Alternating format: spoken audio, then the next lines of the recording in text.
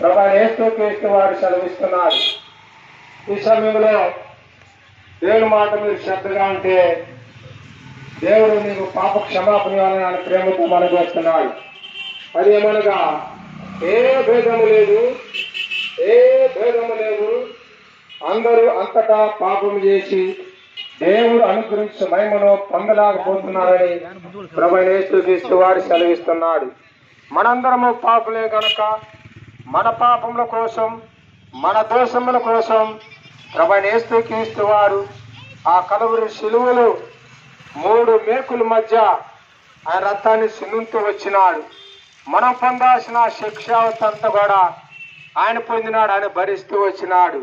అంతేకాదు మన కొరకు ఆయన చేతుల్లో మేకులు నాటబడుతూ వచ్చినాడు, కాళ్ళల్లో మేకులు నాటుతూ వచ్చినాడు, తలకు ముళ్ళ కిరీటం పెడుతూ వచ్చినాడు.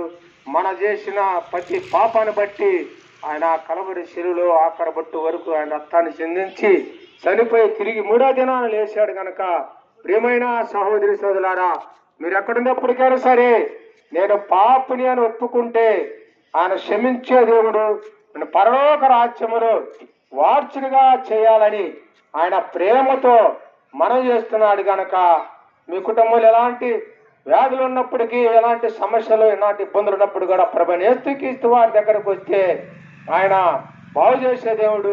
పరిశుద్ధమైన బైబిల్ గ్రంథములో రక్తపాతంతో బాధపడుతున్న ఒక స్త్రీ ఉన్నది. ఆమె 12 సంవత్సరాలు బట్టి బాధపడుతున్నది. అయితే ఎంత ధనము ఖర్చు పెట్టినా కూడా ఆమె బాగుపడలేదు.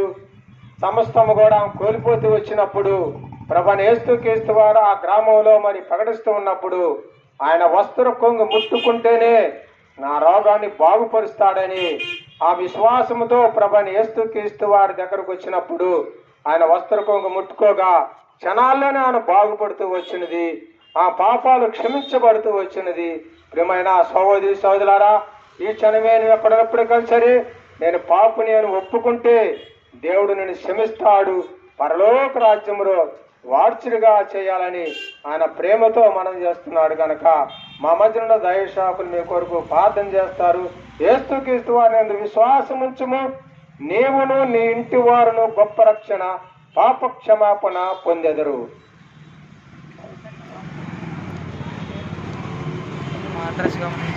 మా అడ్రస్ గమనించండి.